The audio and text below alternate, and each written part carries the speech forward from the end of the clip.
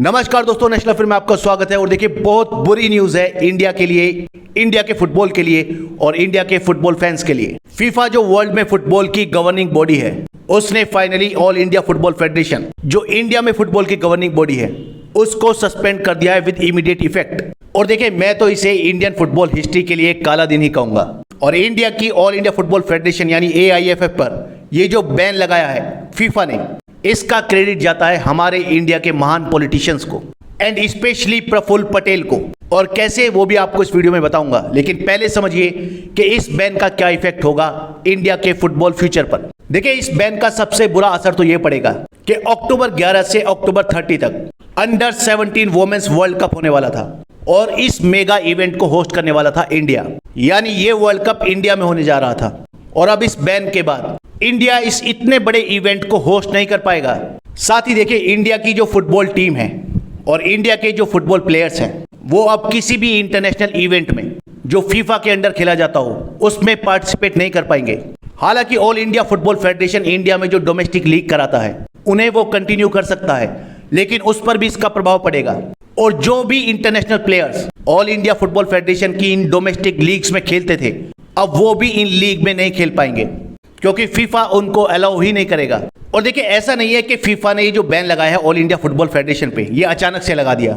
पिछले कई महीनों से एंड स्पेशली तब से जब से सुप्रीम कोर्ट ने ऑल इंडिया फुटबॉल फेडरेशन की कमेटी को हटाकर अपनी खुद की एक कमेटी अपॉइंट कर दी थी 3 लोगों की। फिलहाल वही ऑल इंडिया फुटबॉल फेडरेशन के मैटर्स को गवर्न कर रही थी। और यही सबसे बड़ा कारण है ऑल इंडिया फुटबॉल फेडरेशन पर बैन लगने का, क्योंकि फीफा इसको मानता है थर्ड पार्टी इन्फ्लुएंस। और देखिए, ऐसा नहीं है कि फीफा ने इस डिस्प्यूट को सोल्व करने की कोशिश नहीं की। रिसेंटली फीफा ने और एशियन फुटबॉल कॉन्फेडरेशन ने एक टीम भेजी थी इंडिया में, जिसको लीड किया था एशियन फुटबॉल कॉन्फेडरेशन के जनरल सेक्रेटरी विंसर जॉन ने।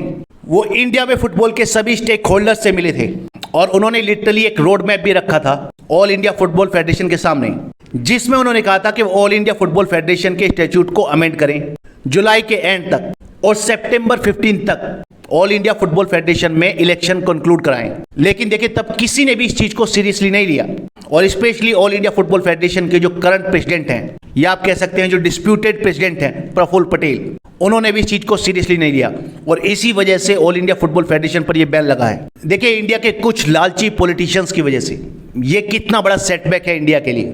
और ऑल इंडिया फुटबॉल फेडरेशन की 85 साल की हिस्ट्री में ये पहली बार हुआ है जब उस पर बैन लगाया है फीफा ने। हालांकि देखिए, मंडे को फीफा ने एक स्टेटमेंट में यह भी कहा है कि सुप्रीम कोर्ट ने जो कमेटी अपॉइंट की है AIFF के मैटर्स को गवर्न करने के लिए, जैसे ही सुप्रीम कोर्ट उस ऑर्डर को वापस ले लेगी और ऑल इंडिया फुटबॉल फेडरेशन का जो एडमिनिस्ट्रेशन है वो AIFF के जो डेली अफेयर्स हैं उनका फुल कंट्रोल गेन कर लेगा, फीफा भी सस्पेंशन को वापस ले लेगी।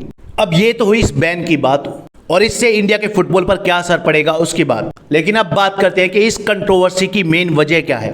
देखिए, ऑल इंडिया फुटबॉल फेडरेशन का जो सारा विवाद है, ये है प्रफुल्ल पटेल की जिद को लेकर।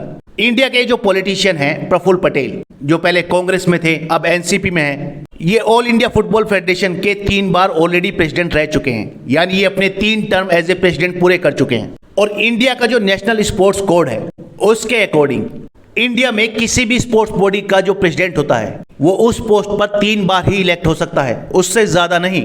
और प्रफुल्ल पटेल का जो तीसरा टर्म था वो खत्म हुआ था दिसंबर 2020 में। तो जाहिर सी बात है 2020 में इलेक्शन होने चाहिए थे ऑल इंडिया फुटबॉल फेडरेशन के प्रेसिडेंट पोस्ट के लिए और उसकी एग्जीक्यूटिव कमेटी के लिए, जो उसके डेली अफेयर्स को मैनेज करती है। लेकिन 2020 में AIFF ने फ्रेश इलेक्शन कंडक्ट नहीं कराए और इसका कारण यह बताया कि सुप्रीम कोर्ट में AIFF के कॉन्स्टिट्यूशन को लेकर एक पेटिशन पेंडिंग है। लेकिन देखिए, हकीकत यह है कि यह पेटिशन जानबूझकर सुप्रीम कोर्ट में ठीक उससे पहले फाइल की गई जब ऑल इंडिया फुटबॉल फेडरेशन के इलेक्शन होने ही वाले थे। और इसमें सुप्रीम कोर्ट से ऑल इंडिया फुटबॉल फेडरेशन के कॉन्स्टिट्यूशन पर क्लैरिफिकेशन मांगा गया था, जिसको लेकर 2017 से ऑलरेडी सुप्रीम कोर्ट में केस चल रहा है। अब देखिए, 2009 से Praful Patel All India Football Federation के प्रेसिडेंट हैं और ऑल इंडिया फुटबॉल फेडरेशन के लास्ट इलेक्शन हुए थे 2016 में और उसके बाद ऑल इंडिया फुटबॉल फेडरेशन के इलेक्शन ही नहीं हुए। और यहां पर आपको एक बात और बता दूं, फीफा जो वर्ल्ड फुटबॉल की गवर्निंग बॉडी है वो इस चीज को बहुत ज्यादा सीरियसली लेती है। उसके अकॉर्डिंग किसी भी कंट्री में वहां की जो फुटबॉल गवर्निंग बॉडी होती है वो ही फुटबॉल के अफेयर्स को मैनेज कर सकती है। उसमें ना तो वहां की सरकार का कोई इंटरफेयर होना चाहिए और ना ही जुडिशरी का। साथ ही किसी भी कंट्री की जो फुटबॉल गवर्निंग बॉडी होती है उसमें रेगुलर इलेक्शंस भी होने चाहिए। कोई भी वहां पर डिक्टेटर की तरह बैठ नहीं सकता। और अगर किसी कंट्री की स्पोर्ट्स गवर्निंग बॉडी में वहां की सरकार या जुडिशरी इंटरफेयर करती है किसी भी तरीके से, तो फीफा उसको थर्ड पार्टी इन्फ्लुएंस मानता है। और भारत में भी ऑल इंडिया फुटबॉल फेडरेशन के मामले में सुप्रीम कोर्ट ने इंटरफेयर किया और एक कमेटी अपॉइंट कर दी इस डिस्प्यूट को लेकर, जो फिलहाल इंडिया में फुटबॉल को गवर्न कर रही है। और इसी वजह से फीफा ने इंडिया के फुटबॉल फेडरेशन पर लगा दिया है बैन। देखिए, यहां पर सवाल यह उठता है कि AIFF का जो कॉन्स्टिट्यूशन है, सुप्रीम कोर्ट उसकी स्क्रूटनी क्यों कर रहा है, जिसकी वजह से प्रफुल्ल पटेल को इस पोस्ट पर बने रहने का मौका मिल सका है। देखिए, 2017 में प्रफुल्ल पटेल जब तीसरी बार ऑल इंडिया फुटबॉल फेडरेशन के प्रेसिडेंट पोस्ट पर इलेक्ट हुए थे, तब दिल्ली हाई कोर्ट में एक रिट पिटीशन फाइल की गई थी और उसमें कहा था कि All India Football Federation did not adhere to the National Sports Code. और तब दिल्ली हाई कोर्ट ने प्रफुल्ल पटेल के इलेक्शन को रद्द कर दिया था। लेकिन प्रफुल्ल पटेल इस डिसीजन को लेकर सुप्रीम कोर्ट गए। सुप्रीम कोर्ट ने हाई कोर्ट के डिसीजन पर स्टे लगा दिया, साथ ही प्रफुल्ल पटेल को प्रेसिडेंट बनने की भी परमिशन दी। लेकिन साथ ही सुप्रीम कोर्ट ने former chief election commissioner of India SY Qureshi and farmer national captain of football team Bhaskar Ganguly को एडमिनिस्ट्रेटर अपॉइंट कर दिया of all India Football federation और उन्हें ऑर्डर दिया कि वो ऑल इंडिया फुटबॉल फेडरेशन का नया कॉन्स्टिट्यूशन फॉर्मुलेट करें। अब हालांकि SY कुरैशी का कहना है कि 2020 के जनवरी महीने में जो नया ड्राफ्ट कॉन्स्टिट्यूशन है ऑल इंडिया फुटबॉल फेडरेशन का, वो सुप्रीम कोर्ट में सबमिट किया जा चुका है। लेकिन देखिए, ना तो उस कॉन्स्टिट्यूशन को लेकर कुछ हुआ और ना ही ऑल इंडिया फुटबॉल फेडरेशन में इलेक्शन हुए।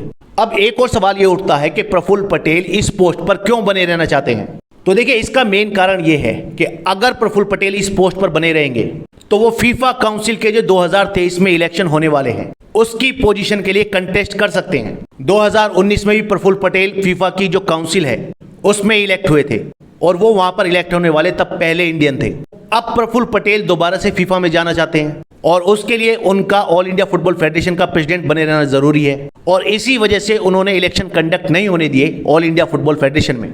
और उनकी इसी जिद के चलते इंडिया की फुटबॉल फेडरेशन पर फीफा ने बैन लगा दिया है। देखिए, सीरियसली मैं तो इसे शर्मनाक ही कहूंगा कि एक पॉलिटिशियन की जिद की वजह से इंडिया की फुटबॉल फेडरेशन, जिसका 85 साल का इतिहास है, उस पर बैन होने का काला धब्बा लग गया। आपके क्या विचार हैं? कमेंट बॉक्स में कमेंट जरूर करिएगा। इस वीडियो में इतना ही, नेक्स्ट वीडियो में जल्द मिलेंगे। धन्यवाद।